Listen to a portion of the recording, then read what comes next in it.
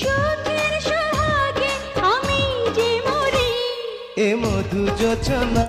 এবার আবারও ফটোশুটের ঝড় তুলল ঢালি টুইন অপু বিশ্বাস। আবার টিকটক করতেও দেখা গেল অপু বিশ্বাসকে। প্রিয় ভিউয়ার্স, এই বিষয়ে বিস্তারিত জানতে সম্পূর্ণ ভিডিওটি না টেনে দেখতে থাকুন।